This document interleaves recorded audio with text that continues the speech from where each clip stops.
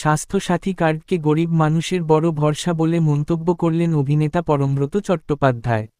দুর্গাপুরে এক বেসরকারি হাসপাতালের 28 বছর পূর্তি উপলক্ষে আয়োজিত স্বাস্থ্য কার্নিভালের উদ্বোধনী অনুষ্ঠানে তিনি এই মন্তব্য করেন। পরমব্রত বলেন, স্বাস্থ্যসাথী কার্ডের মাধ্যমে বহু অসহায় ও দরিদ্র মানুষ আজ বিনামূল্যে উন্নত চিকিৎসার সুযোগ পাচ্ছেন, যা সাধারণ মানুষের কাছে বড় স্বস্তির বিষয়। তার বক্তব্যে উঠে আসে, রাজ্যের এই স্বাস্থ্য প্রকল্প বহু পরিবারের জীবনে আশার আলো দেখিয়েছে। তিনি আরও জানান, শিল্পাঞ্চল দুর্গাপুরের এই হাসপাতাল স্বাস্থ্যসাথী পরিষেবা সফলভাবে বাস্তবায়ন করে একটি দৃষ্টান্ত স্থাপন করেছে। হাসপাতালের এই উদ্যোগে এলাকার সাধারণ মানুষ উপকৃত হচ্ছেন বলেও তিনি উল্লেখ করেন।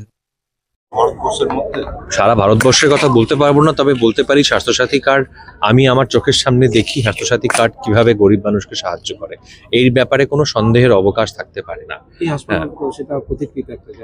এই আমার মনে হয় বিবেকানন্দ হাসপাতাল সম্বন্ধে আমি যেটুকু খবর পেলাম, তারা বেসরকারি হাসপাতাল হওয়া সত্ত্বেও স্বাস্থ্যসাথী যারা আবেদন প্রার্থী, যারা পরিষেবা প্রার্থী, তাদেরকে কখনো ফেরান না। এটা শুনে এবং এটা দেখে আমার খুব ভালো লাগে। রাজনৈতিকভাবে টলিউড আড়াআড়ি ভাবে ভাব, যদি ভোটের রাজনীতি